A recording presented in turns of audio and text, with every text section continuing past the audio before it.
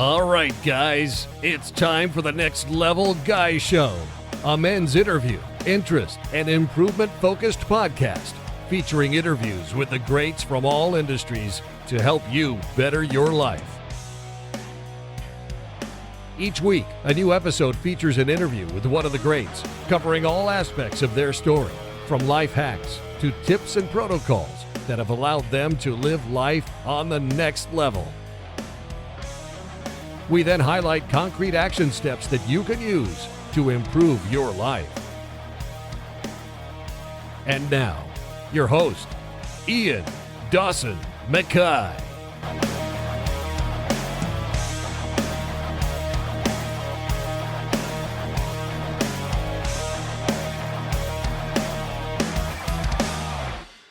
Today's guest is Dan Dworkis. Dan Dworkis is an MD, PhD, and is a board-certified emergency physician and the founder of the Emergency Mind, which brings together lessons from experts in the emergency department and beyond on developing the tools it takes to succeed during times of crisis and applying knowledge under pressure. Dr. Dworkis received his MD and PhD in molecular medicine from the Boston University School of Medicine. He performed his residency training in emergency medicine with Harvard Medical School, at the Massachusetts General Hospital, and also at Brigham Health. He's worked in some of the largest and busiest emergency departments in the country, and he's currently an assistant professor of emergency medicine at the Keck School of Medicine of the University of Southern California.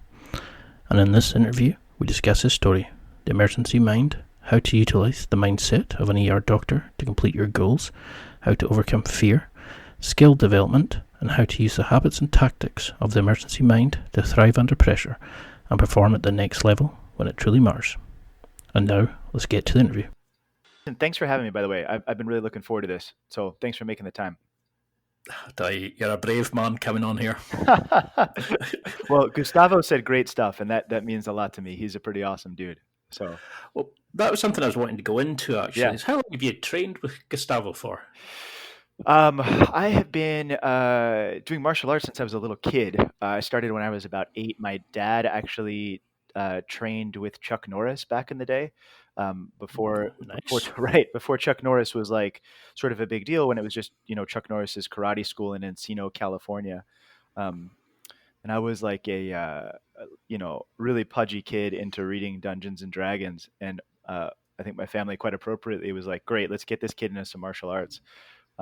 Which was one of the best things that's ever happened to me in the universe. And so I started training when I was 8 back in Texas. And we did a little bit of jiu-jitsu back then. It was mostly sort of karate and taekwondo. But my instructor was really open, really forward thinking, and had gone out and actually he had trained with the Machado family for a long time. And so brought that back to us. But it's only really been, and then it's been a long sort of like awesome journey through Muay Thai and Sanda and a lot of other things, but it's really only been in the last maybe 3 years that I've been pretty much solely focusing on jiu-jitsu. And I've been lucky enough to train with Coach Gustavo for that since I've been out in LA. Cool. I mean, can you tell us a little bit about, firstly, who are you?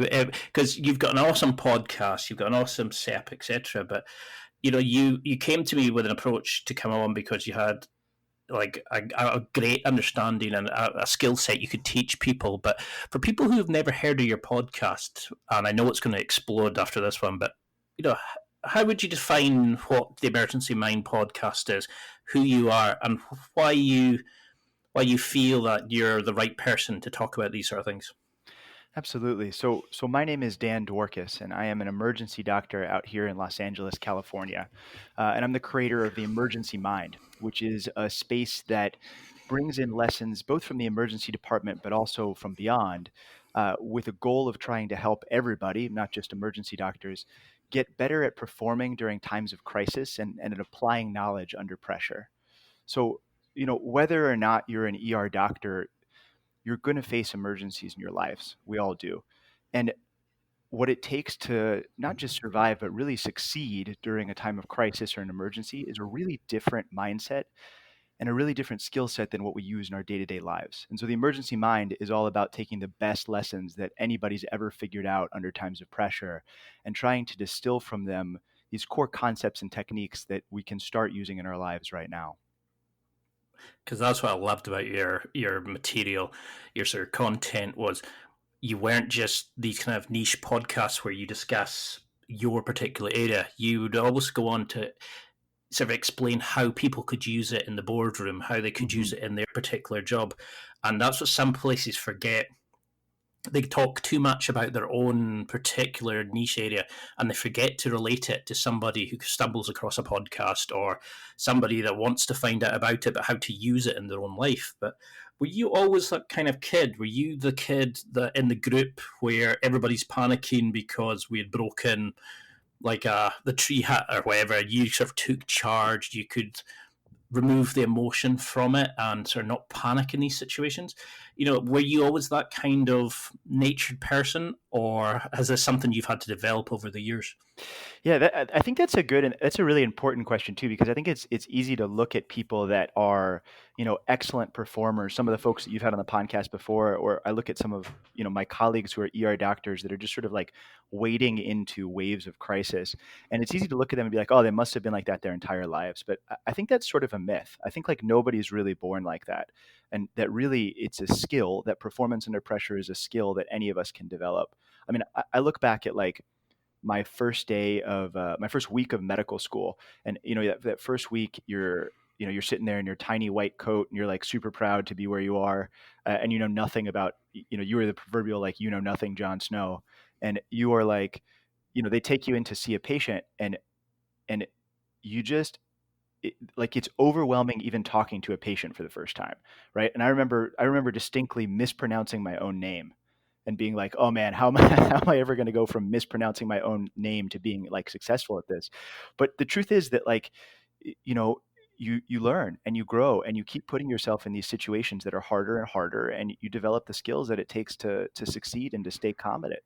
Um, so I talk a lot on the podcast about this word sang-froid, right? This French word. It's a combination of sang meaning blood and froid meaning cold, and this idea of cold-blooded, of the mental and physiological state of being cool under pressure. And I really truly believe that that's a thing that we develop, and as long as if we choose to, we can develop that and train ourselves into that. But I certainly don't think I had it, from the time I was a little kid. So, can you explain to like if you had to sum it up, what would you explain as the emergency mind?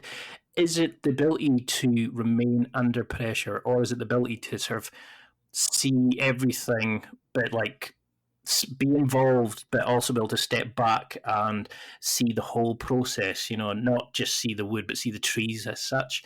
How would you define what the emergency mind is for somebody listening? Sure. So I think that when you find yourself in an emergency, when you find yourself in a situation that has stress, uncertainty, and this potential for really high impact, your brain and your body change. You deploy a different set of algorithms and packages and physiologic sort of responses to that set of crises.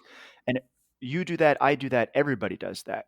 And to me, that whole set of skills, the mental skills, the physiologic skills, the thought algorithms that we use, that is the emergency mind. So we all have one, right? Our body defaults to something. And if you think back to a time in your life when you were in emergency, maybe you were in a car wreck, or you're about to be in a car wreck, or you're in a really tight spot in jujitsu, like these things happen. Your body and your mind just changes, and so we all have one.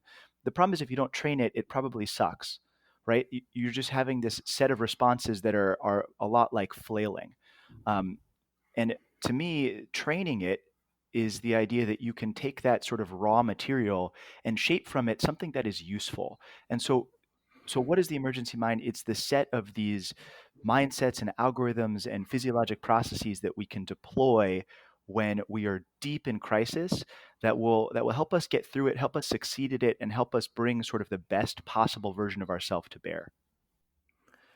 So, how do we make sure then that we have a growth mindset towards that sort of area? Because a lot Yeah. of people just get stuck with that fixed mindset where they just go, "Oh God, panic," and they start shitting themselves and shouting Hmm. about, and they get aggressive and stuff like that. So, how do you enable people? How do you train and get to the point where we can understand this and want to develop ourselves? But like, why do some people crumble and others rise to become heroes during emergencies? Sure, sure. So, so that's a great question. So the first step is just understanding in your own mind and really believing that there's possibility for change here, right? If you think you are the type of person that's going to crumble and like, at the first sign of trouble, just like vomit all over your shoes and collapse, if you believe that is truly the only way that you're going to respond, then that's how you're going to respond, right? So the first step is understanding, hey, like this is a skill and a choice. And even if it seems terrifying to me, I can get better at it. And then the second thing is to sort of commit to yourself that you're going to become a student of this. And I like what you said about the idea of a growth mindset, because it really is committing to being a lifelong student of performance under pressure. It's not a thing that we ever stop doing, right? And it's not a thing that there's ever a perfect way to say, great, here, I'm gonna give you this little pill, and then all of a sudden you're gonna eat this pill and you're gonna be a total, an absolute. It's not like what's the right metaphor here? It's not like Spider-Man, right? Peter Parker gets bit by a radioactive spider, and then all of a sudden he has magical powers, right? It doesn't work like that. It has to be a series of learning and a series of growth and experimentation on yourself. And so that growth mindset, that idea that you're going to constantly push the line a little bit, and then you're going to reflect on what happened and try to build yourself better over time, I think is the first most important part to it. Um, in one of the episodes in my podcast, I had a friend of mine, Amy Hildreth, who's a lieutenant in the U.S. Navy and one of the directors of simulation and education for one of the Navy emergency residencies. And she came on and talked a lot about the idea that sometimes it can be, when you're first starting to train yourself to think under pressure like this, most of us jump ahead to be like, oh man, how am I going to do when there's like a fire and 100 casualties and like 16 explosions? And that's like so big and so overwhelming. And it really shuts you down and might get you right back to that vomit on your shoes and collapse kind of idea. But instead of starting all the way there, what if we start really slow, right? What if we take something today that makes us a little nervous that we're not sure we can handle and push ourselves just a little bit and just keep piece by piece taking the more sort of like Kaizen approach to it, more piece by piece building our ability to respond under emergencies. Because that was something I was going to ask was, what do you believe about the Kaizen mythology of Mhm. like going and continuous improvement, that you're never actually finished? Because that's something I've learned while doing this podcast is the top tier people, the top performers are not always born just better than everybody. It's Mhm. the work they've put in, the growth they do, but the fact they never stop learning, they're continuously pushing themselves and learning and developing. But you know, something I really liked about your show was, I think it was your episode number 1 where you were talking about what you do during the first stages of an emergency. Mhm. Like when a nurse runs in and tells you that, you got patients inbound and you might not even have met your team by this point if you're locuming and things like that. What's the first sort of steps do you do on an individual basis to prepare for an emergency? Like say there is the big explosions and the tunnels collapsed and all that sort of stuff. What do you do initially before everything else to kind of center yourself, to calm, to before you can, start planning and prepping everything? Yeah, so I can't talk about individual patient cases, but I can tell you that the other day I was running a unit, and we got an exact call that said, "Hey, this building had just exploded. There's an unknown number of inbound casualties, and they look pretty sick. You have anywhere between 3 and like 25 inbound casualties, and you have anywhere between like 2 and 10 minutes. Go." So this is a really real question.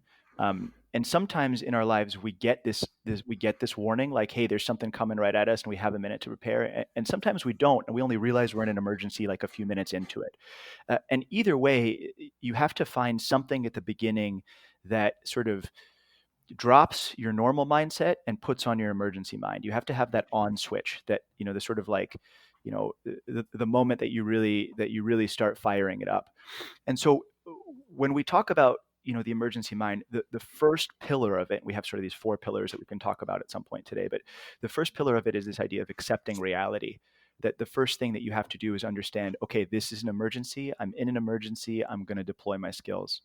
And the more energy you spend, if you sort of take the opposite approach, the more energy you spend denying that you're in an emergency, I don't want to handle these patients, I can't do this, we can't do this, everything is terrible. All of that energy, and you can't see me, but I'm literally making the hand motion here of like pushing things away from me, right? The more energy you spend fighting reality, the less time you have to prepare. You waste all that energy, you can't get it back, and energy that's not pointed directly towards your problem is energy that's wasted. So, so for me personally, what I do is I take a deep breath. I usually say some version of like, all right, Dworkis, let's get into it. And then I actually check my own pulse. So it's pretty simple. I just put two fingers on the radial pulse on my wrist, um, and I feel a couple of heartbeats, and that does two or three things for me. So one is that one of the first things they teach you in medical school is how to take your pulse. Um, and it reminds me of sort of where I've been in the training that I've been through. So I know I can check my pulse, and it reminds me of all the other times I've checked my pulse over the years, all the times that I've been through hard situations with really challenging, very sick patients that we've had to care for, and all the times we've made it through. And if I've made it through that, then I have enough skills, and I'm going to try to make it through this. The other thing it reminds me of is that you never know how many heartbeats you have left, but I can feel this one right now, and I get a choice of what to do with it. And for me, that sort of reaffirms my choice that no matter what's going to come through those doors, I'm going to use these heartbeats the best that I can, and I'm going to do everything I can with me and my team to take care of it.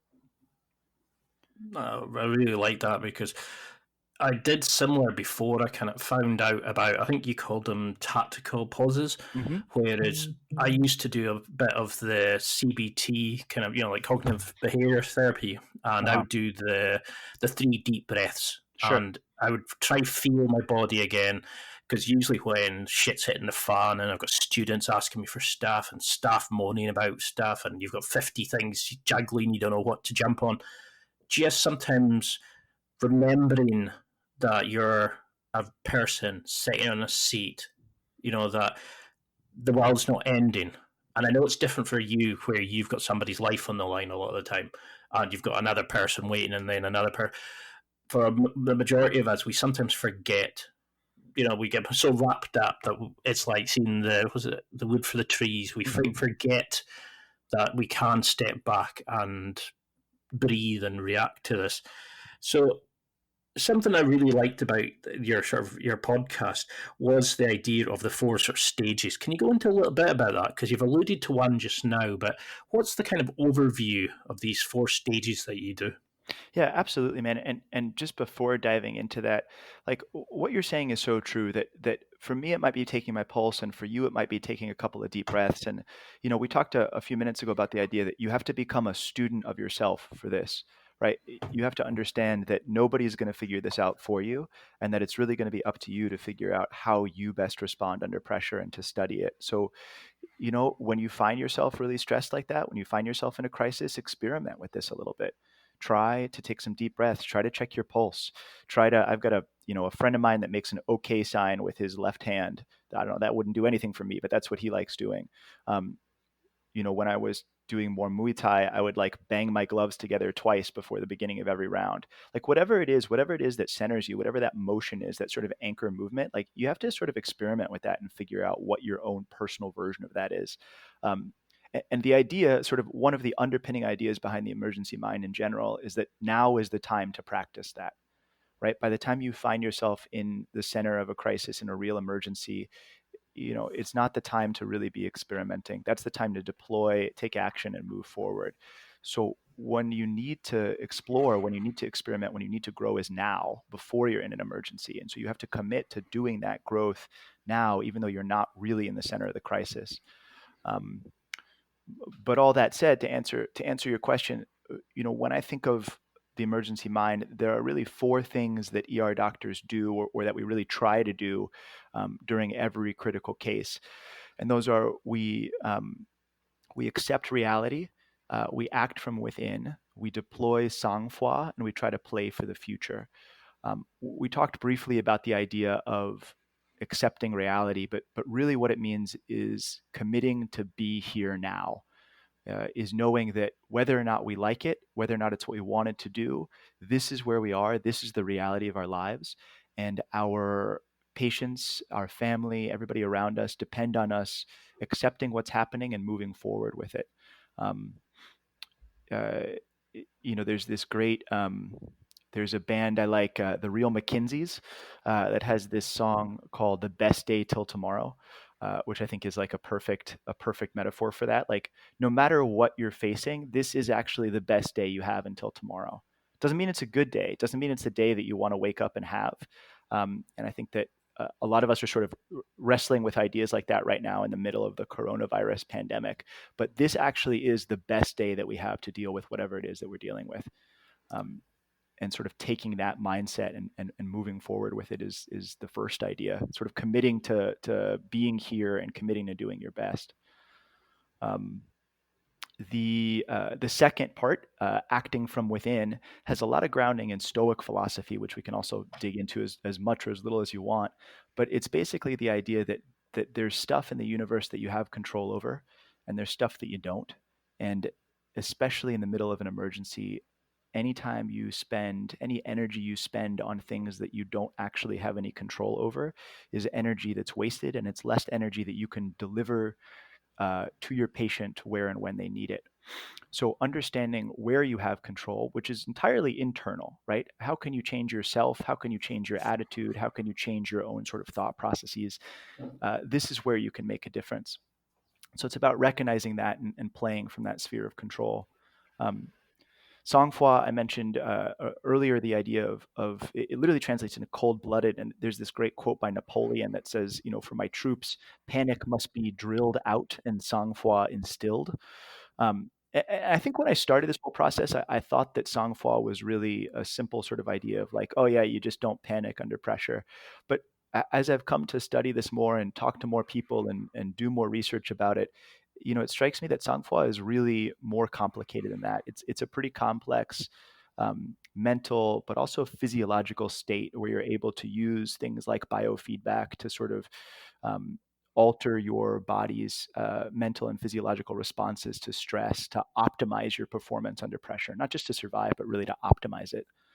Um, and then the last thing we do is we try to play for the future, which is the idea that whatever we're doing, whatever things come at us, whatever emergencies we find ourselves in, we try to act in a way that connects that to our broader vision of reality and our broader vision of the universe. Um, that sounds a little high-minded, but what I really mean by that is that uh, one thing is we try to never waste any suffering, right? People suffer, and a lot of times there's just simply no way to stop that. The person in front of you is suffering, but can you treat them? And as you're treating them, can you learn things? And as you're learning things, can you turn around and teach those things to other people so that maybe the next person that comes in can suffer less? And that idea of never wasting the suffering that you're seeing, of connecting whatever you're doing to sort of the broader idea of treating humanity. Um, so yeah, that's a lot for one swoop of me talking, but that's the idea. Those are the pillars that make up the emergency mind and sort of what we train and um, deploy training and tactics around. Yeah, I love that because that is something when you've got a fabulous podcast. When I listen to the guests and the breadth of the discussions are really amazing, and I was really impressed by the quality and the depth you went into of each area. When something I really liked was the bit about I can't remember the exact episode, but you talked about making peace with the fact that you can't control everything. Now, Mm. most people they come in and they'll start saying, okay, we need to do that, and I'll control that and do it over there. But a lot of times, you're maybe just out of medical school. There's nurses there with far more experience than you. You maybe don't know the situation you're in if you're maybe in a foreign country helping out, etc. So, how do we make peace without being able to, not being able to control everything and being able to decide if a patient dies or not? Because a lot of us we focus solely on the thing and it crumbles us if the outcome isn't successful. But how do you make peace with the fact that you can't control what happens? I think you told a story, somebody told a story about two twin babies had died in Haiti, and Yeah. I mean, that's heartbreaking to look at like the resources available in different countries, but that would have destroyed me. Could you like talk a wee bit about that, but like how can we make peace with then going into the next room and being able to just fight solely for that patient rather than letting the past experience continually build up on us and infect how we act. Yeah, Ian, that's such a rich set of things, man. And I wish that there was a single sort of like bomb of wisdom I could drop and just make that easy for everybody. But I don't think that's how the universe works. So let's come at that from a couple angles. One is you talked about how can we sort of um, the words you used were sort of like decide who lives and dies in an emergency, and I am under no impression that I have that power at all. I don't think any doctor does, and I certainly don't. I think that the universe does what it will, and what we can do is sort of decide: are we going to step up and give the best we have to offer, or not? That is really my only choice, right? My only choice in any case, in any day, is am I going to deliver the best version of Dan Dworkis that I possibly can to this patient? Um, and that really goes backward to the question I would have faced the day before, which is, am I going to train today so that tomorrow I can deliver the best version of Dan Dworkis possible to that patient? And that is the fundamental question that each of us has to answer for ourselves every day. And that gets into so many things that you've talked about in your podcast with your guests as well, right? In different versions, which is essentially that question: am I going to do the training today that needs to happen so that tomorrow I can be the best person I can? Um, you know, uh, there's another idea in there that you talked about, sort of about how do you handle a really challenging outcome when the outcome isn't what you want it to be, when somebody dies, when somebody suffers. And and I think that there's two things to talk about here. One is the Stoic idea of memento mori, right? Which is the idea that remember that we are mortal. Um, and I think that it's something that we unfortunately avoid a lot in our culture, which is that we don't talk about death, we don't think about death, we don't think about what that really is. And so part of my answer to your question there is to say that you know people are going to die, and you cannot stop people from dying. You can't stop yourself from dying. And so what do you do with that? Right? If you really sit down and dig into that and make yourself uncomfortable and sit with that and think about the fact that you're going to die, how do you get up the next day and keep going? Well, for me, that makes me more excited to get up the next day and keep going. Right? There's this great Japanese poem, and I'm blanking on the name of the author, but it basically says, "Look, if today is my day to die and I die, so be it. If today is my day to die and it turns out I don't, even better." Right? The idea that like if you're able to really process that and take yourself into the mindset that you will die, and then you get another day tomorrow, man, what an amazing gift. Um, so I think that's part of the answer to it. The other thing for me goes back to a really, really important structural difference between performance and outcome. So, um, the have you ever read the book Thinking in Bets by the poker player Uh, Annie Duke? Not yet, though. Totally awesome. Strongly recommend it. She's a professional poker player that talks a lot about the mindset of poker. And in it, she has this idea of a matrix which separates performance and outcome. So imagine you have a 2 by 2 matrix, and one side is performance, which is good performance or bad performance, and the other side is outcome, which is good outcome, bad outcome. So performance is all of the set of things that we control. Okay, it's how I act, how I think, how I train, how I do anything that falls within me that I have control over. An outcome is what happens in the case, which is a mix of performance, things I have control over, and the will of the universe or the roll of the dice or whatever you want to say, things that I don't have any control over. And I think that if you tie yourself to outcome, um, then you're sort of at the whim of things outside of you. But really, all you can control is performance. And so, one thing that I try to do when I'm faced with these really difficult outcomes, these really tragic cases, people suffering and dying, is to try to subset out from them, to look backward and subset out from them. And Annie Duke calls this process fielding. But to separate out what is performance, what part do I have any control over, and how did I do there? and how can I do better at it, and to really, really be honest about what I have control over and what I don't. Because otherwise, I don't know how you could get up and go into the next room, right? If you were responsible truly, personally, for the life and death of every patient, that would be overwhelming. What I am responsible for is to deliver the best I possibly can to that person and to their family. And then I'm equally responsible to the next person in the next room over and their family. And so figuring out, you know, how to draw that line between what is within me and what is outside of me, what do I have control over and how do I do it, is a really strong skill set. And again, the idea is to start small, right? So in your day-to-day life, like, can you stumble into a situation that had a good outcome or a bad outcome, and step back and say, okay, well, let me practice dissecting that. Like, what part of that was performance and what part of that was outside of my control, and how can I learn from that? What can I get better at on the performance? Um, so yeah, I think that's part of where that idea of peace comes from. That's brilliantly put. I mean, that's something I liked about your podcast was you didn't shy away from the negative side of people will die.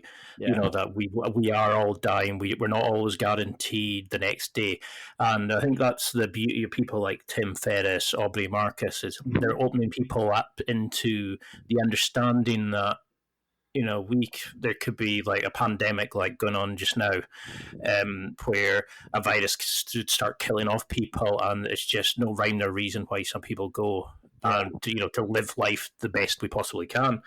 I mean, so how do you then analyze a situation after? How do you review a situation after you've gone through this? You've not crumbled under the pressure. You've thought, you've looked to the future, etc., and you've maybe saved a patient, or you've got them to start the process where they can then go into like the other departments to start like their long-term recuperation. Mhm. How do you analyze each situation, if it's negative, positive, whatever it is, to then learn from it, to grow that mindset, to develop the skills, to use a better version of Dan for the next patient? Yeah, absolutely. And you mentioned Aubrey Marcus. So first off, I don't want it to come off like I am a perfectly cool human being in all situations, because I think that wouldn't be correct, right? I think we're all learning and we're all growing. And so I Mhm. actually met Aubrey Marcus the other day at a coffee shop in Venice, and Awesome. had like a 1 second conversation with him, during which time I just thanked him for what he does, because I think he provides a lot of value to the universe. And He's quite an intensive guy, isn't he? oh, absolutely. And I was a little nervous to come up and talk to him, which is funny because I was actually sitting writing part of the emergency mind at the same time, talking about being cool under pressure. And then I'm a little jittery coming up and meeting this person, and I immediately spill coffee like all over the table. And I was like, oh, good, good. Just another reminder that, like, I'm still in process and still learning how to be a better version of myself here. I don't know, maybe I'll sit down and talk to him about that story one day. Um, but you asked a sort of deeper question than that, of course, which is, how do you post process something and how do you learn from it? Um, I think a really important thing to think through is that at different times you're going to be better or worse at processing and understanding things, and some of that has to do with what else is going on in your body and mind. Right. So if you sit down immediately after an event, like seconds after an event, and start, trying to do a really in-depth root cause analysis, it's probably not going to be super useful. So, I mean, imagine Ian, you're on a mat and you have a really challenging role with somebody, and you get stuck in a Kimura, and you've been trying not to get stuck in a Kimura, and you're frustrated. And if I told you to sit down and, like, journal for me 10 minutes about that, that probably wouldn't be super useful. Right. You've just got too many things, too many chemicals stirring in your body, too many like different responses going on. And so one answer to your question is, I try to design different types of processing based on what's happening. So immediately after a challenging event, I will do more of a clearing, right? I'll do a reset button. I will sit and take a couple breaths. I'll check my pulse again. I'll try to let that wave of stress and that wave of which often is a good thing, not a bad thing, right? The chemicals and the sort of responses our body brings to get us ready for a complicated situation. I'll let that even itself out. And some of the research out there says that takes at least a minute and a half or so to really, really, really wash out. or at least for the first part to wash out. So I'll really do nothing. I'll breathe, I'll check my pulse, I'll walk around.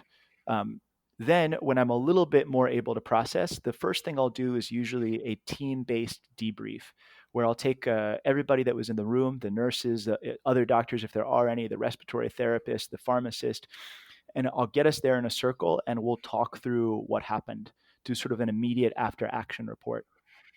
What went well, what didn't go well, uh, and we'll start with just sort of a narrative, like what happened, like what did we do, what did we do well, what do we think went wrong, and then we'll always end that with a question of what did we learn from this that we can immediately change, and what did we learn from this that we can start the process of changing. And so that might be, hey, we learned that the oral airway device, which is a thing you can use to put in somebody's mouth when they're not breathing and sort of stent it open to get a little more oxygen in there as you're setting up to maybe place a breathing tube. That really needs to be stocked in a place that is reachable from the head of the bed. Okay, cool. That's something we can change immediately. We can just tape one to the wall, right? Or maybe we learn something more systemic, like, hey, when there's this type of patient coming in and we have 2 minutes, we need to make sure that our protocol is to set up the room in this configuration. Cool. We can start that process of learning for the future. So that's sort of like the second wave. And the third wave is the idea of sort of floating this both internally and externally. So internally, I might sit down and write about the case. I might talk it out loud. I might go back, and one of the other doctors I interviewed, Dana Sajid, in episode, I don't know, maybe 7, talks about the idea of running a case backward in his mind and just sort of changing things, either randomly or on purpose, and then trying to imagine how the case would have gone differently, which is a skill I really like and definitely has some applications to jiu-jitsu training as well. Definitely. Yeah. And, or, if I'm lucky enough to have residents or other, sort of junior doctors with me, I'll often run the case with them and see what they come up with. And they're constantly pushing me to think up better ways to do things, which I totally love. Because I've done that too, where you look back at a situation and think, what if I did this? How would it have affected that? I was always a great believer that you could teach anybody about medicines and protocols and stuff, but it's the people skills as well. It's the ability of like how you lead, how you control people, etc. But something that when you had the interview with Andrea Austin, I think it was, where she mentioned about the being cognitively depleted, and I loved that phrase. How do you keep going this? Because we have this image of doctors, especially A&E doctors and those kind of doctors, where you're constantly working long shifts and getting just a barrage of people coming in and all different kind of things. When your like mind is getting tired and you're trying, you haven't got a coffee and things like that. How do you keep your decision making and avoiding burning out? How do you keep it for the seriously important things and not worrying about the little things? I think you talked about being loose and tight. You could see the humor of a situation, but not lose the seriousness of it. How can you talk about, like, when everything seems a priority? How do you not avoid just burning out, panicking? Is it you go back to these like visualization, these techniques you've learned, or is there a method you can do with your diet, with yourself during the day to help? Yeah, man, that's a great question. Certainly you can make it worse, right? Which is a weird way to answer that question. But, you can take a situation where it's full of pressure and you definitely can make it worse. And how would you make it worse? Well, probably you don't sleep the night before, you don't eat that morning, you eat a lot of really crappy, sugary stuff, and get angry and you don't take the time to do the stuff that helps you feel better, if that's yoga or training or breathing or whatever. You can certainly make it worse. The opposite is also true, which is that you can optimize yourself to make better decisions under pressure. And part of that is what you did the day before, right? Sleep and eat and hydrate and manage your caffeine. Part of that is, a thing that I am still experimenting with, and if you or anybody listening to this has ideas, I want to hear it. I always am asking my teammates about how they train themselves to make better decisions, and that's from sort of like a physiological standpoint. From a mental systems standpoint, um, it's a really fascinating question. How do you design mental systems that support you in making good decisions, and not just, as you mentioned, the first good decision, but maybe the 100th good decision in a row?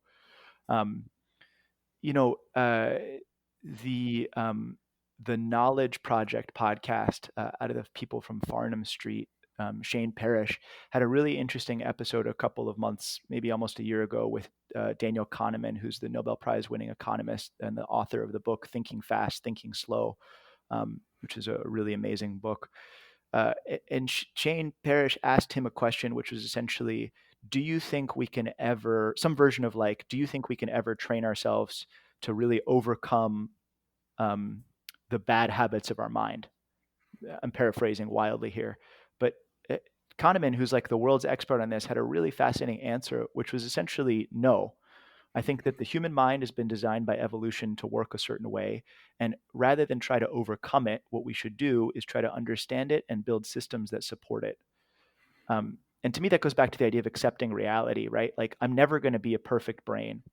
I'm just not going to happen. But can I figure out how I work during the course of a shift, during the course of a match, whatever it is, and train myself to sort of strengthen up where I need strengthening and exploit where I already am strong? So, for example, I might decide in certain circumstances to become slightly more conservative towards the end of a shift. I might order slightly more testing. I might think a lot harder before doing certain treatments for a particular patient, because I know, like everybody, at the end of the shift, my brain works slightly differently than at the beginning of the shift. It's not to say it's better or worse. It's just over time, the way that you think changes a little bit. Um, and you can develop a lot of techniques to sort of strengthen yourself in those systems. But first is realizing that you need that you need to design systems to support your thinking in different points of the day.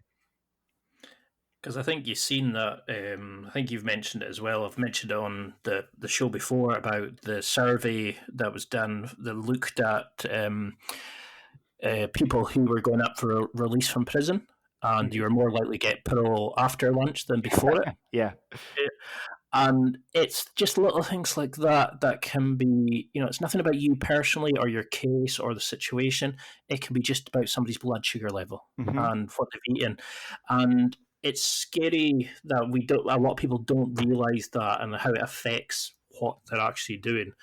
I mean, something, I'm going to probably butcher this quote, but somebody wrote a cracking thing that really helped me, where it was, don't set goals, don't set deadlines, build processes, and you'll succeed. And that's what I always try to do, is always have a protocol for something, regardless of what it is, of how I'm running something in my home or at work or in the podcast.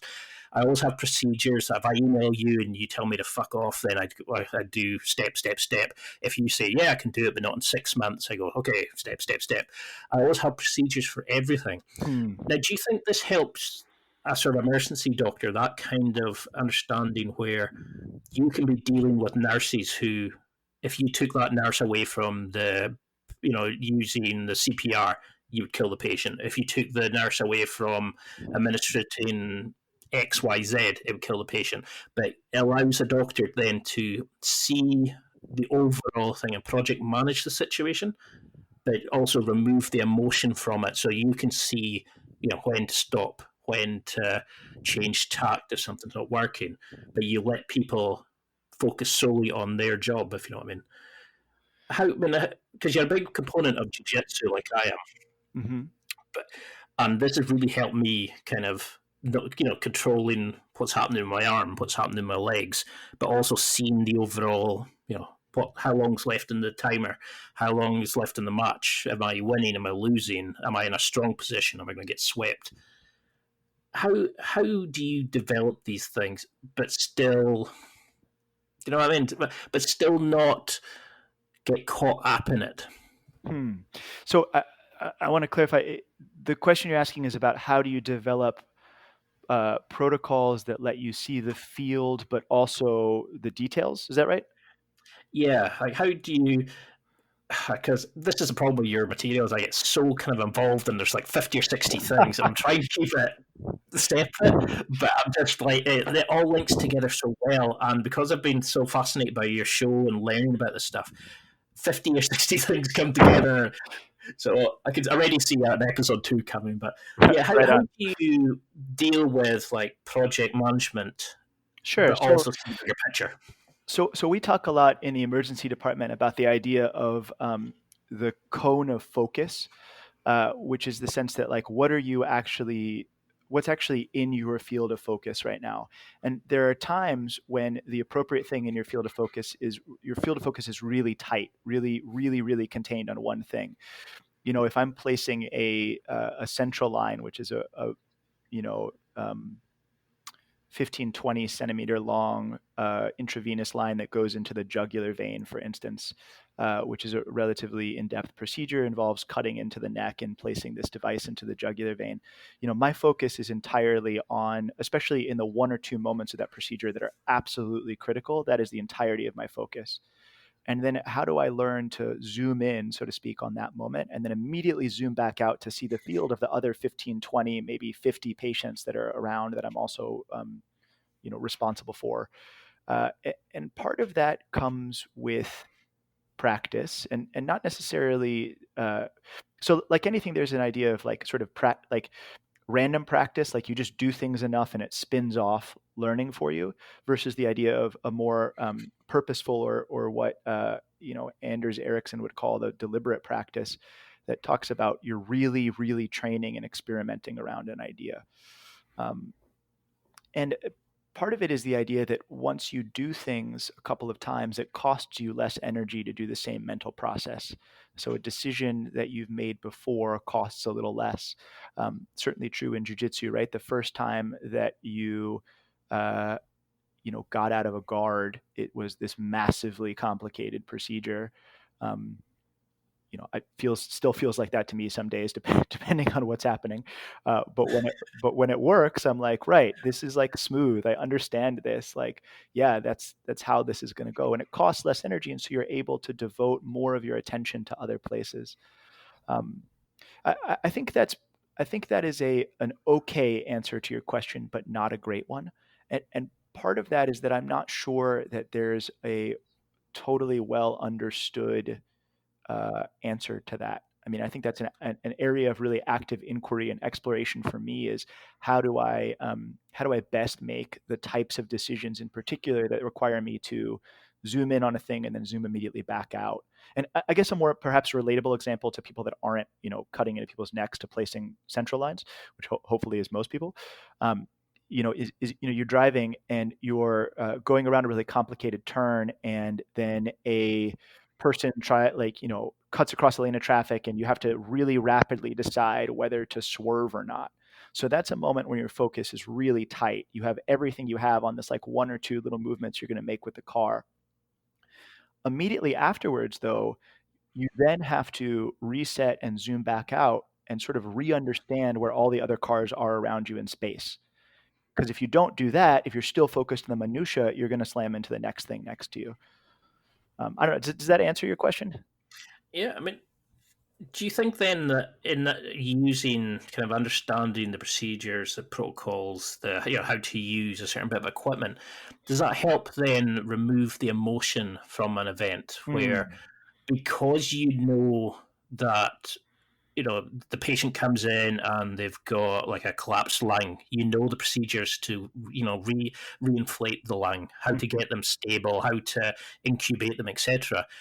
That does it take the emotion away then, because it could be any name on it, on the top of the chart, because step by step by step, or in jiu-jitsu how to do an armbar, but step by step by step, it doesn't really matter in the opponent, it's more kind of you dictating how to get them in a situation to do the armbar.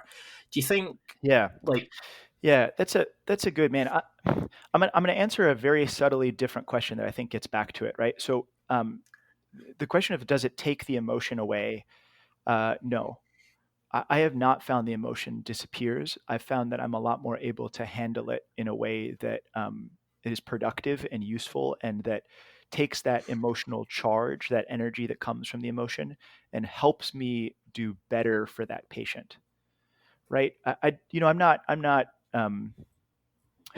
contrary to what perhaps if you've got some ex-girlfriends on the show, what they might think. I'm not a robot, right? I do actually have I do have emotions like everybody else, and I don't think ever, no matter how good of an ER doctor I become in my life, I don't think I'm ever going to get rid of emotions. I don't think that's the goal, right? The goal is to be able to feel the emotion, to handle it, to understand what it's telling you, and then to find a way to use whatever arises, whatever energy arises, uh, to redeploy your skills for the patient in front of you. Um, so the other day I was working in an emergency department, and I had with me a scribe, which was a college student who is going around to help you sort of write the charts. And they're there to see emergency medicine. And we had a patient who died, and we'd taken a moment of silence for the patient, and we're sort of regrouped and ready to go to the next thing. And the scribe, she turned around and asked me, um, does it get easier? Do you stop feeling the death of your patients? And I thought about it for a minute, and um, I've been in full practice for about 3 years now, and in some version of emergency practice for about 7. Uh, and I said no. It still tears the same size hole in you every time. But the more you do it, you realize you're a much bigger piece of fabric than you thought you were, and you're a lot more connected to the rest of the universe. So the hole's still there, but relatively speaking, it's a much smaller part of everything else. Um, and I think that's what I'm going for, which is to stay calm and to use the skills, but not to stop feeling humanity. I love that, because that's the sort of difficulty of it is that you don't lose you get to a point where you're not just so wrapped up in it, the fact it's a baby in front of you and worrying about it, etc., that you forget to do your job, but you also don't lose the fact it's a person in front of you. And I Right. think that's what a lot of people forget is I always say to people, it's the person that you're shouting at on the phone is a person. It's the person that's helping you is a person. So if we speak to each other like human beings, it's amazing. It's hard to teach people skills. It's easy to teach people how to do certain bits of how to work technology, etc. But we can't always teach them how to be a good human being, and that's where I think people struggle. Because Absolutely. doctors are super humble, they're super genuine and compassionate people. How can you teach compassion? Or are people born with it? How can we learn to be like doctors and nurses and like that look after people and give it all to save somebody? How can we use those kind of that personal skill set to in the boardroom in our own jobs? Yeah, I mean, first off, that's very generous of you to say that most doctors are humble, nice human beings. I think that's like I think we that's like mostly true. I think we certainly, or I at least, I can't speak for all doctors. I certainly aspire to be that, but I don't think that it's a skill set that is unique in any way to doctors or nurses. I think that it's more of a step before that, which is you know, there is suffering and there is challenge and there are emergencies. And every one of us has to make the choice about whether or not we're somebody that would step up and try to help, or we're not. And, because the truth is, there's no one coming from outside of us to save us like this, right? Whatever's happening, it's going to be up to us and our communities and our families to take care of ourselves. And so if we make that commitment and say, I'm going to step forward, then, and I'm going to learn how to step forward, then that's a big movement on the path. Um, and oh shoot, there was something else I wanted to say. Um, Lost it. Sorry. That's what I always find is like you can go on and I'll start asking a question about one thing. I'm thinking, Yeah. right, I'm going to ask the next 3 questions, and 20 minutes later, I'm kind of combining 50 or 60 different things. I can see people kind of going, how the Yeah. hell am I going to answer that? Because I get so wrapped up in your material that it kind of, I live it almost. Yeah. And sometimes I can't break it down enough I'm doing it for myself. I forget sometimes to do it for an audience as Yeah. well, Yeah. to kind of Definitely. explain it step by step. But I mean, we can go on and throw it back in later on if you want. So, what's your opinion then about training this? You know, when you get a new student who's coming in medical school, how do you use things like technology, visualization, dummies, and things like that? How do you explain these kind of procedures and then start ramping it up to the point that somebody's doing it on a real person to then doing it by themselves and controlling a team? How would you see the training develop and change so that the next generation of doctors can be more, sort of better with emergency mind and better handling these kind of pressures and situations? Yeah, absolutely. I mean, I think that that this question applies not just to doctors and people in medical training, but to everybody, because I think the question is a fundamental one for all of us, which is how do any of us become better at handling emergencies, right? Because like if you look at the difference between me now and me, when I started all this, certainly there's like knowledge differences, right? There's what's the dose of amiodarone, there's what's the number of um, joules I'm going to defibrillate somebody with. But actually, it's more about the same reusable skill sets that are true for everybody, which is how do you function better under pressure? And if you're going to train to function better under pressure, then ultimately you have to train with pressure. And so what that means is, and this is something that's a number of folks on my podcast have talked about in um, everything from explosive ordnance disposal to jujitsu to surfing to emergency functioning in medicine, which is the idea that you want to learn a skill, whatever that skill is you want to deploy under pressure. You want to practice that skill, and then you want to slowly ramp up the pressure until it gets uncomfortable and you start failing a little bit. And then you want to back off and learn about it. And you want to sort of turn it back on and turn it back off, that level of pressure like that. So there's this great book, The Pressure Principle by Dave Allred, who's among other things, a world-class rugby coach. And that area where you're having enough pressure on that your skill is breaking every now and then, he calls that the ugly zone, which I think is a great way to put that, right? You want to train in the zone where you're looking a little ugly. Um, and his point, which I think is really well taken, is that you can break down individual components of a skill, right? So let's take jujitsu, which I don't at all to pretend to be a master of or a master teacher in, but okay, actually, so let's shift gears. Let's take throwing a punch, right? So because for a long time I actually did teach Muay Thai and Sanda. And had the sort of real joy of taking a number of people from never having done martial arts before to sort of through the first steps of their journey into doing a striking art. Um, and how do you learn to throw a punch, right? Well, you sit down in front of a mirror and you watch some mechanics and you practice a few times. Then you put some gloves on, you take some pads, you hit once or twice, you stop, you feel where it feels different. Then you throw it a little faster, you throw it a little harder, then the other person throws back at you, and you're sort of gradually ramping up the thing until it's a thing that you can deploy almost mindlessly. Um, but that idea of getting good at it and then ramping up slowly, and and more importantly, allowing yourself to be in a space where you struggle, and knowing that that's actually the goal. Like being in a space where you struggle is actually the goal. Like you're going to work on getting better at it and you're going to improve your skill, but there's not this idea of, for me at least, there's not this idea that you're going to reach some space where everything is going to be fine and there's never going to be any struggle again, right? The only version of that I see is like death. But otherwise, Uh, I'm going to spend the rest of my life training in a space where I struggle. And I think, embedded in that question you asked was how can we train the next generation of doctors to be better?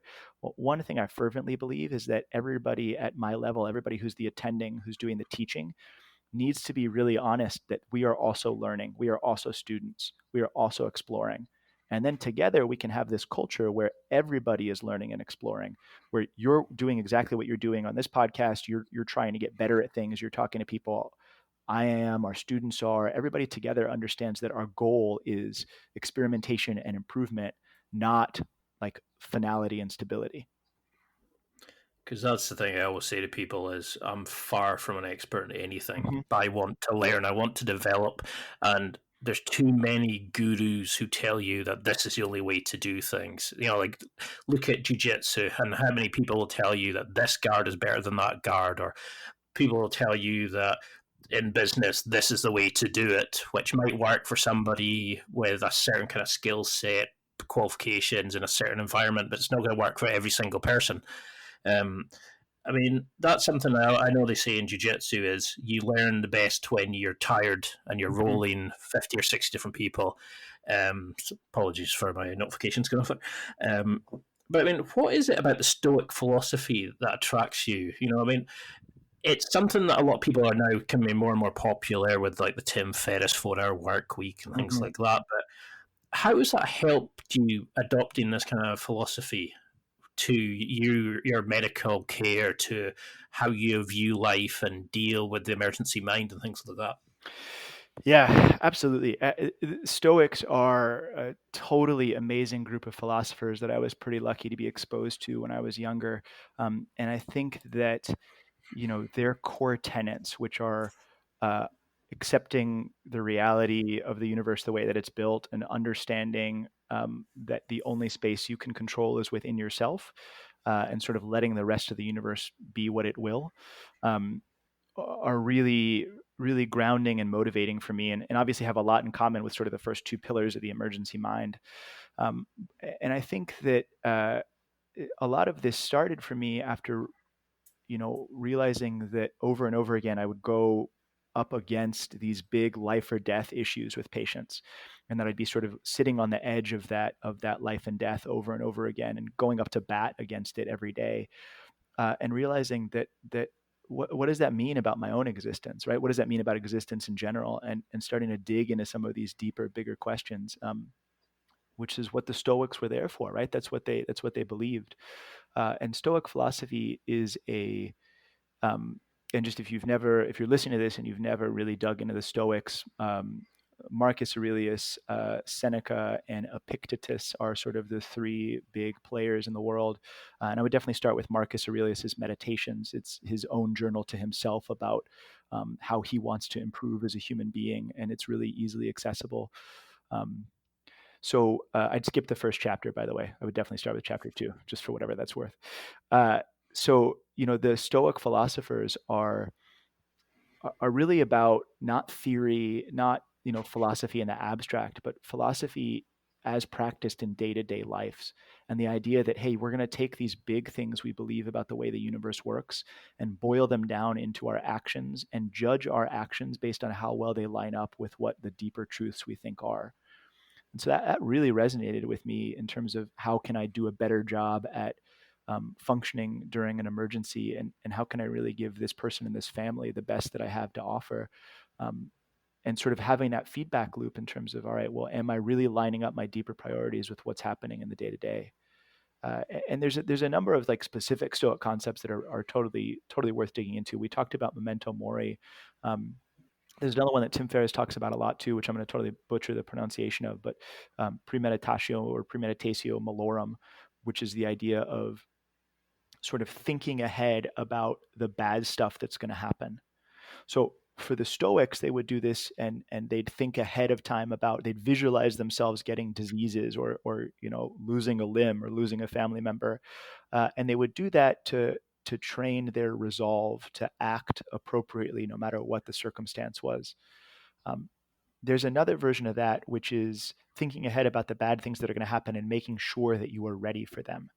And that same skill set is something we use all the time when we're about to perform a really critical procedure, right? So let's say we're about to place a breathing tube. We'll sit there for a moment and actually collectively, and say this out loud, say, hey, we're going to run, a pre-meditatio malorum package right now. Let's all sit down and think about everything that could go wrong and make sure that we have contingency plans, backups, probabilities, and have our tools ready to go. So I think we're, in some sense, we're actually really directly using Stoic philosophy techniques in the emergency department. Um, but in a more general idea, everybody has the ability to really try to think for themselves about what are these deep things, and am I really living a life that's consistent with them? It's time for a quick break. There are millions of potential products to buy, so how do you know which ones are worth your hard-earned money? Simple. You go to nextlevelguy.com/affiliates and explore those that will transform and improve your life. You'll find deals, listener exclusives, and special offers with some great companies. Recommendations are 100% honest and only on items Ian has tried or believes in. The companies showcased will make you a better man in all areas of your life. Simply go to nextlevelguy.com/affiliates and level up. So, what would you say to people who then think, well, it's surely just about repetition? You just need to see 50 patients with X, Y, Z, and you're going to learn, because people seem to think that, I think is it the Malcolm Gladwell, like 10,000 hours. And you try to explain that, but yes, that's the case as long as it's proper training. You can't just, otherwise the oldest and most experienced person would be the best physician, best board member, whatever it is.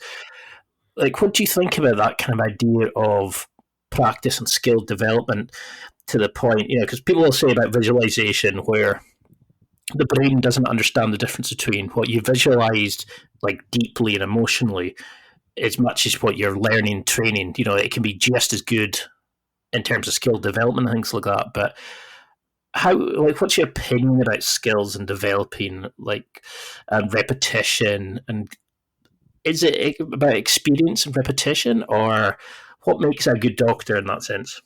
Yeah, sure. So Malcolm Gladwell, when he was thinking about that 10,000 hours, was really quoting this study by Anders Ericsson, who wrote this great book, Peak, which is a really interesting book to read and dig into. And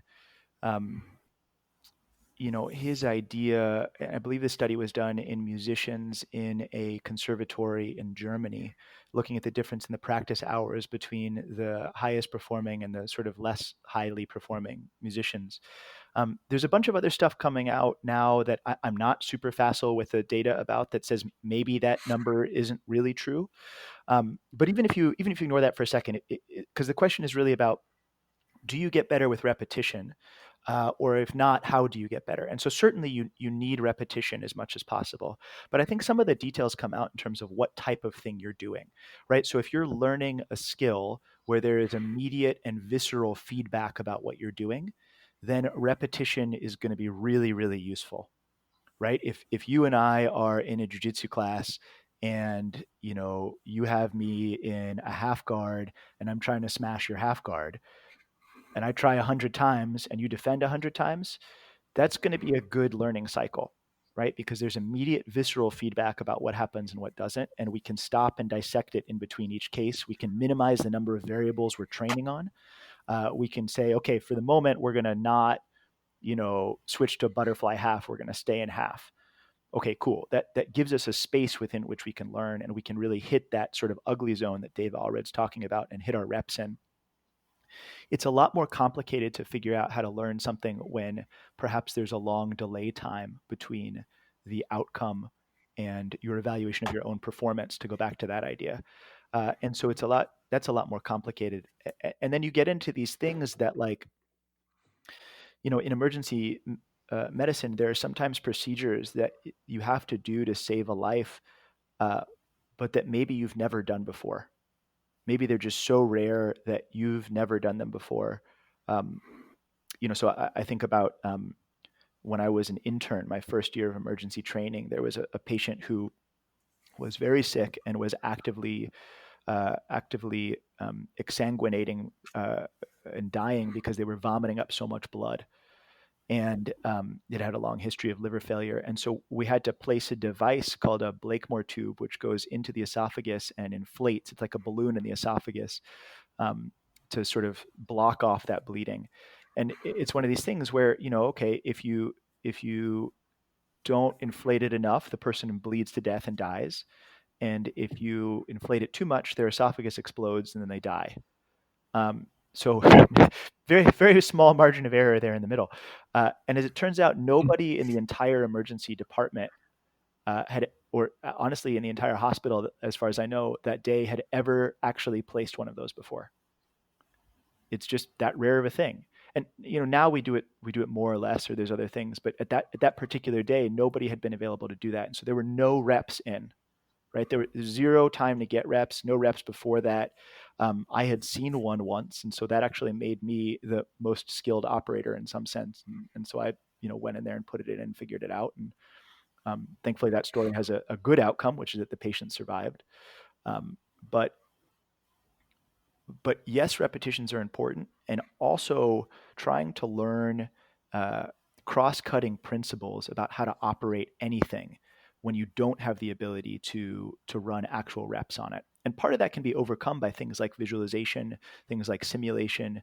And I think that applies obviously not just to emergency medicine, but to everything. You're going to find yourself in situations that you've never been in before, that you haven't been able to practice.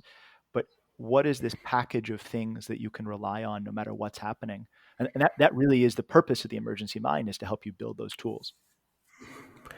So what is this kind of experience of, like the years that you've worked in medicine and, sort of become an emergency doctor, etc. But what has it taught you about leadership, sort of like running a team, the networking, the people skills? Because you can plan, for having so much equipment on site, but you can never know exactly what's going to come, and you can never exactly remove the emotion from the situation. And like you don't always get a chance to review and analyze each situation before the next one comes in. But what has it taught you about leadership in the sense, or being the person that stands up to when the things need to be counted? Yeah, I think that first off, leadership, like a lot of the stuff we've talked about today, is a choice, and it's a choice to be a dedicated student of it or not. So the best leaders that I see when I watch teammates of mine run a resuscitation, what I see is people that are deeply dedicated to a particular cause, that they are able to share that vision with the entire room, and that are uh, able to express themselves both as a master and a student in the same moment. Um, and that the first two parts are somewhat obvious, right? Like, you have a cause you believe in, and you're able to share that vision about what's important. And the third part's a little less obvious, I think, which is that you're in charge. It's your word that goes, and being able to communicate that effectively and to do that are a whole bunch of skills that we can talk through. But also at the same time to have that openness to the fact that you don't know everything, that there's a bunch of other eyes in the room, and that your goal is not to be correct and your goal is not to be perfect. Your goal is to take care of that patient. So when I was training, I got a chance to work with an ER doctor, Chuck Posner, who runs this thing called the Stratus Center for Simulation. So he's a world's expert in teaching and simulation. And he said, look, if I give each person in the room a test about medical knowledge, you guys are all going to score individually some numbers. Maybe 80%, maybe 90%, whatever it is. But if I give you one test and I let the entire room take it together, you're going to score 100 on it, because collectively your knowledge is what's going to count. So the question is, when you're in the middle of an incredibly tense situation, how do you take the knowledge of the entire room and deliver it to that patient where and when they need it? And part of that has to do with that Jocko Willink talks a lot about the dichotomy of leadership, but that difference about being at the same time a master and an expert at your craft, but also a student and open and able to receive knowledge from everybody else. Because that's what I loved about your talk, where you talked about, I can't remember the monk's name, and then you mentioned Jocko Willink, and I was just like, I loved that kind of the difference between the two of them. It's where that we have to be good enough to take charge and control the situation, and stand up and say, this is how we're going to do things, this is what we're going to use your skill set that you've got, but you've also got to be able to accept that you don't know everything. Mm-hmm. Humble enough that there is somebody there that maybe knows better, or a more experienced person, and try to use other people and their skill sets. I mean, that's why they always say that the best leaders will never try to run everything, but they'll find the right people for the right areas to make the overall goal achievable. So what do you think now? I mean, we're in a situation, obviously, that the whole world's dealing with the latest pandemic, the coronavirus, or is everybody? And I think there was something where 36% of Americans would stop buying Corona beer because they thought they had something to do with it. That's too bad. Well, let's not go into that right now. But what do you think about the medical care system as a whole? Because back when Ebola was a big thing, there was a talk where there was a couple of TED talks about how we're not ready for the next pandemic, that we haven't really kind of prepped for anything, that these things are going to keep coming, that we haven't got like the stuff ready, the medicines, the necessary skills, that we're not planning and doing anything for it. So what do you think about the way the medical systems are different around the world, and how we don't seem to learn from these pandemics and mass sort of hysteria events? Yeah, that is complicated. I think that first off, I hope if you're listening to this that you are doing okay, that you are appropriately taking care of yourself and staying relatively socially isolated for the moment. It's a great time to listen to more podcasts and dig in like that. I think that these are complicated questions because they drift away from simple medical issues and they drift into much more complicated issues of how society works, how we want society to work, and then also how our society actually does work.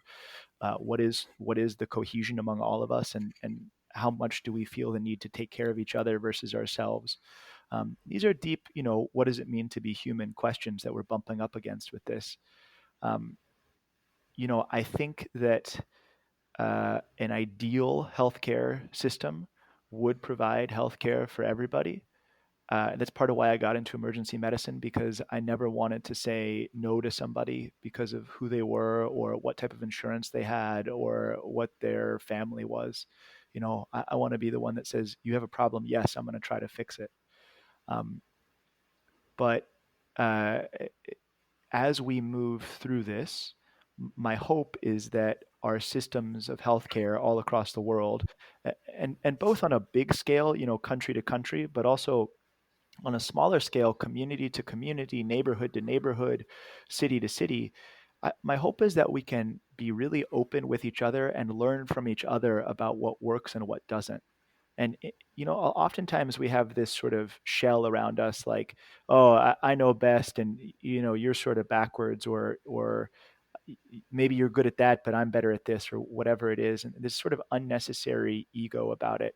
And I hope that we can drop that and we can learn from each other.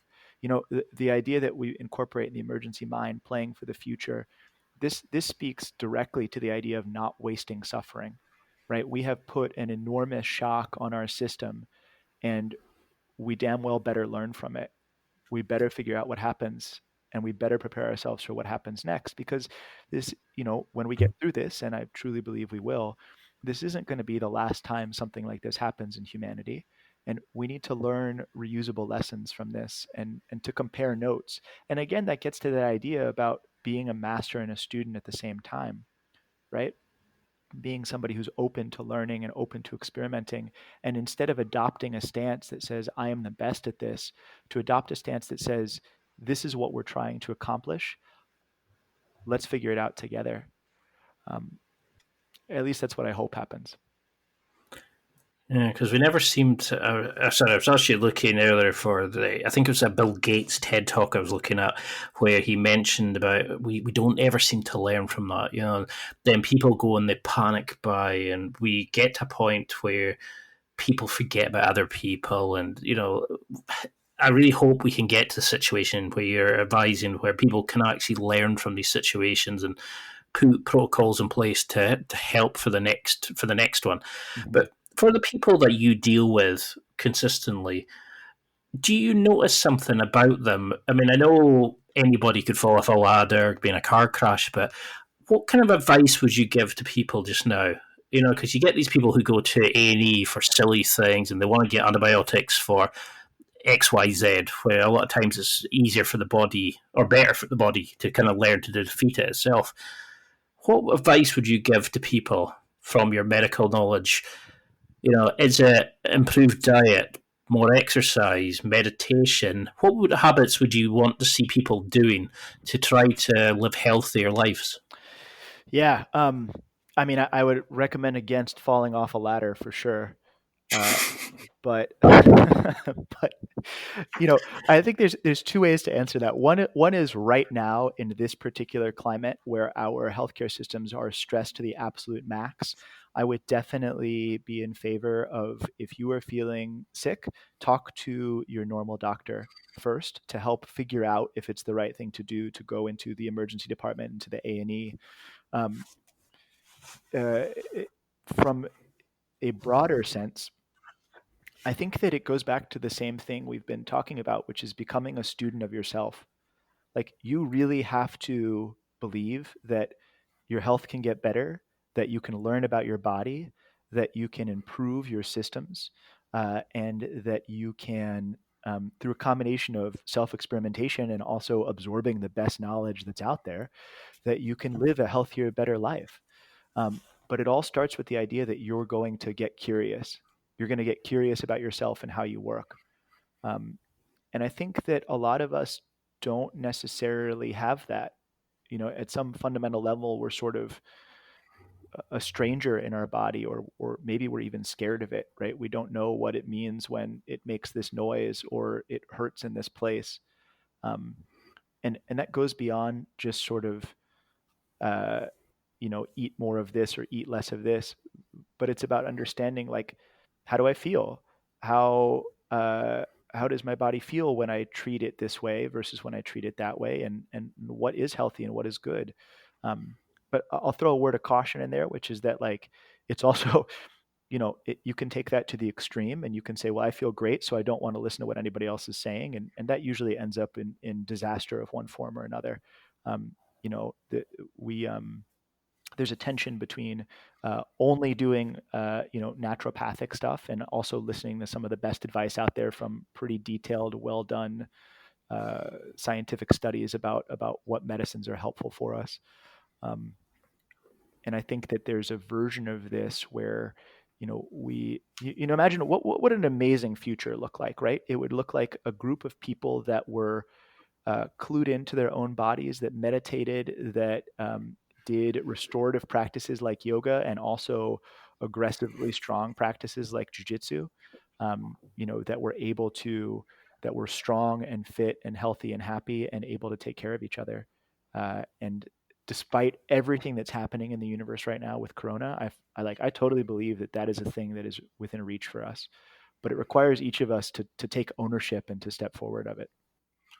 And that's something a lot of people want to avoid. It's easier for me to say, "Oh no, the doctor should do that. Oh no, the guy at work should be starting my diet. Oh no, the X, Y." It's easier to kind of blame somebody else. It's the government fault. Yeah. It's hard to say, yes, I could be looking after myself, and then we tie up injuries to our story. It's like, oh, I used to play football. My back's been bad since I used to power lift and stuff like that. And I interviewed Kelly Starrett, the postural coach, and that's what he was saying, is we should be living to 100. We shouldn't have these sore knees or the bad hips. We shouldn't be in pain getting out of a chair. And, we don't take ownership of ourselves, our lives, our ability to be healthier people. We kind of just assume that there's always going to be resources to fix this. And these kind of pandemics are scaring people now because there isn't the food to go around. There isn't people checking on the elderly or the vulnerable and I think that's what's kind of scaring people, is you're realizing a lot of times it might be just you looking after yourself, taking ownership of your health. And I think it kind of scares a lot of people. What's your opinion then on the American pay for play? Would you like to see an NHS style over there, or? Yeah, I mean, I think there's so before answering that, there's one step backward, which is, we're talking about personal responsibility for health, and that is incredibly important. We also have to recognize that the playing field is not even to start with, right? That there is vast amounts of structural racism and violence and things that make it a lot harder for certain groups of people than others to do those things, to take care of themselves, right? And if you look at the data on like food deserts, and if you look at the data on access to care, these things, at least in the US, are not at all equal, and there are people where the ramp is a lot higher to get up on. So I think a better, I said earlier, there's a vision of healthy people taking care of themselves. I think a better version of that vision is healthy people taking care of themselves in healthy communities supported by healthy systems. And that's sort of Mhm. the universal vision of like what it would take to build a really successful society like that. And those systems have to be in place, like you said, to check on the elderly and the infirm, to help people when it's not as easy to help themselves in that moment, and also to empower everybody to take care of themselves, and to own that version of themselves. I think that's a more inclusive, better way to say it. uh, but to get to your question, like I am a firm believer in the universal right to healthcare. I absolutely am. In some sense, we already believe this in the States. We just don't really talk about it that way, because if you fall down in the street and have a heart attack, you're going to go to an emergency department and we're going to take care of you. It doesn't matter who you are, what insurance you have. It doesn't matter if you are a US citizen or not a US citizen. It's irrelevant. Like, we have agreed as a community that we will not leave you dying on the street while we look through your wallet for your insurance card. And like that's damn right that we don't want to do that. The problem is that for some reason we haven't agreed that we will also figure out a way to prevent that from happening for you, which doesn't make any sense to me. So I really, I think the NHS system is wonderful in some ways, and challenging and perhaps flawed in others, like any one individual system is.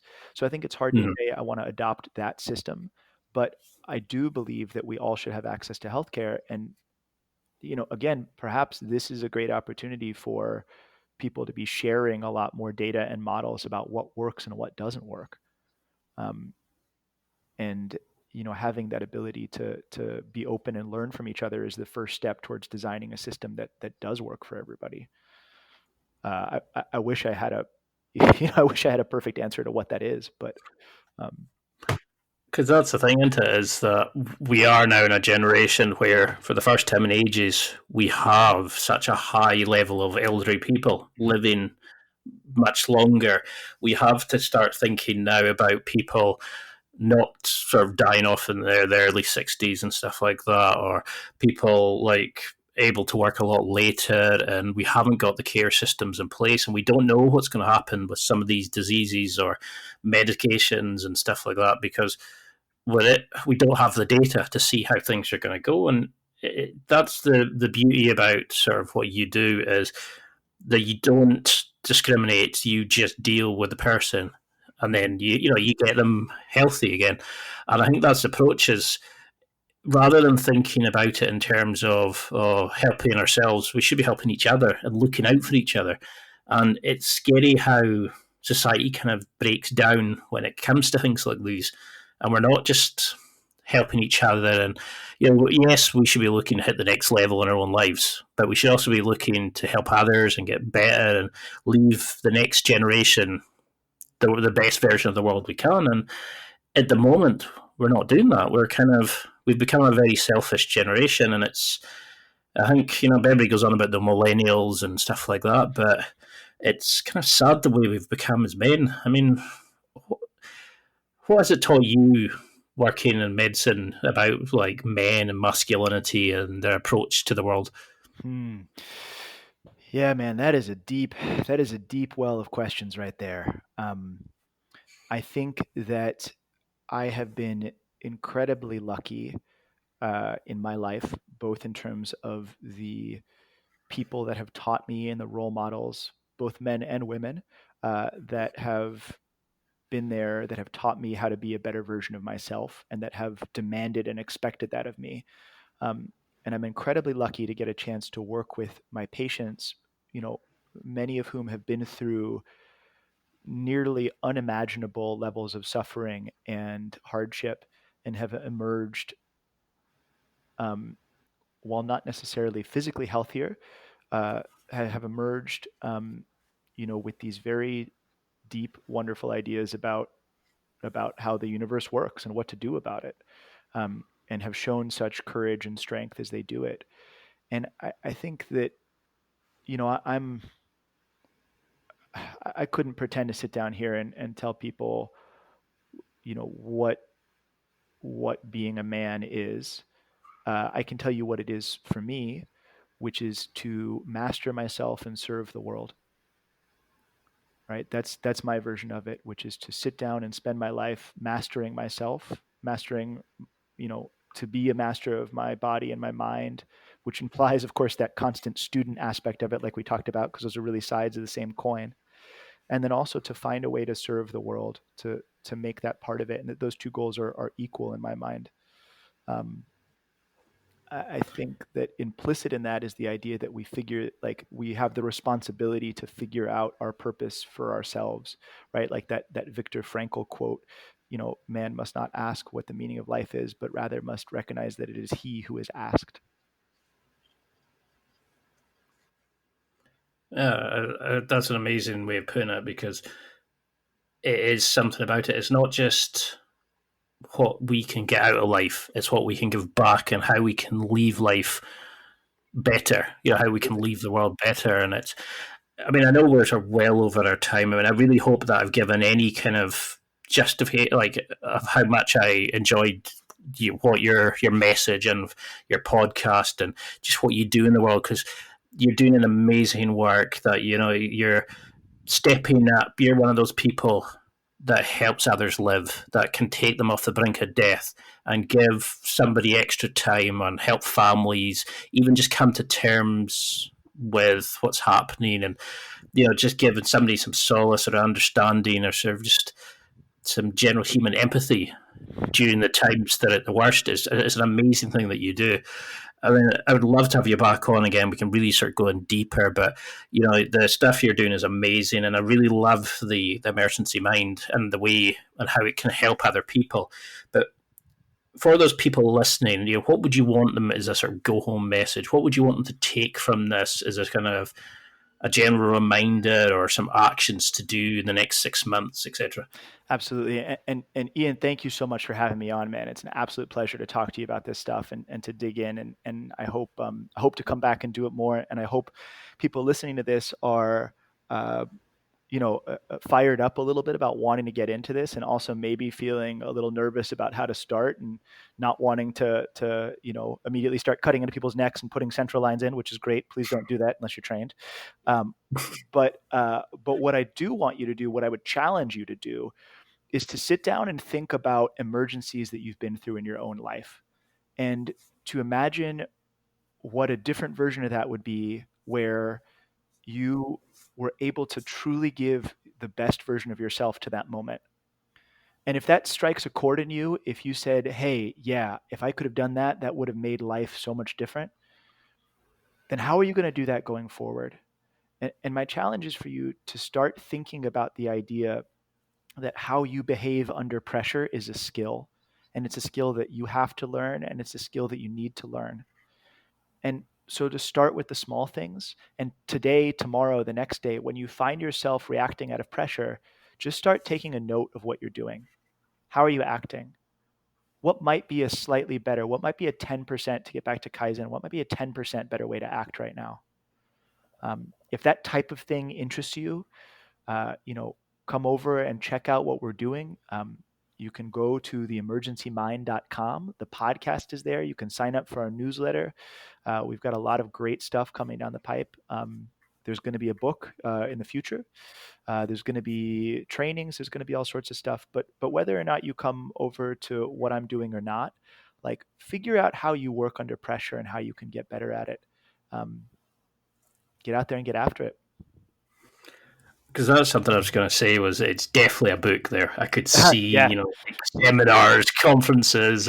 It's an amazing you're doing it, and you're not just talking for medical people. You're talking about how we can all change and affect and become better people.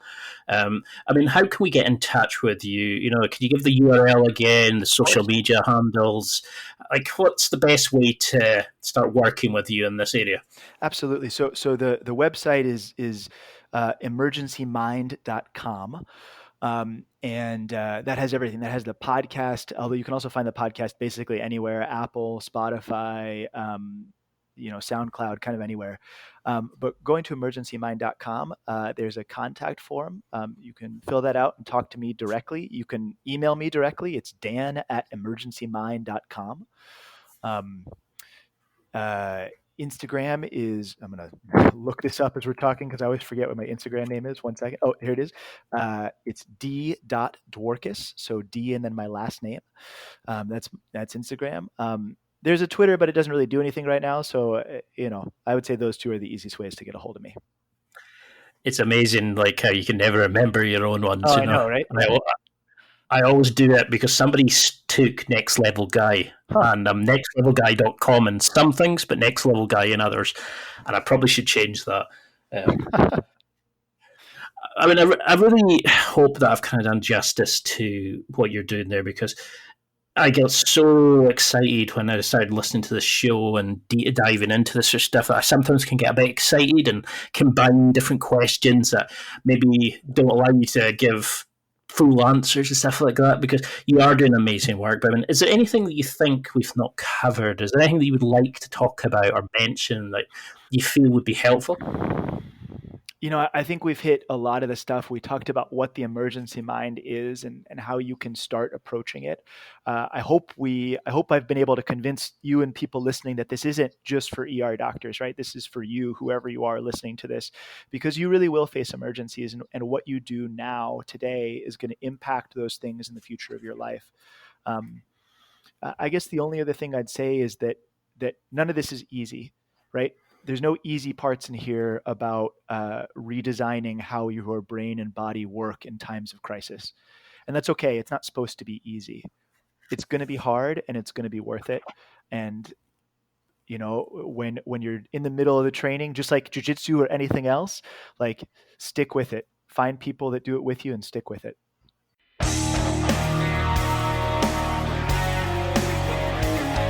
Well, that's it for another week. And thank you for listening. It's now time to take what you've learned and use it to develop and enhance your life with the key points mentioned. Listen, try it, embrace it, use it, and crush it. Now's your time to hit that next level in your life. If you liked this episode, then please leave a comment on the show notes or a review of the show on your podcast platform. Everything helps evolve the show. Until next week, keep seeking the next level in your life.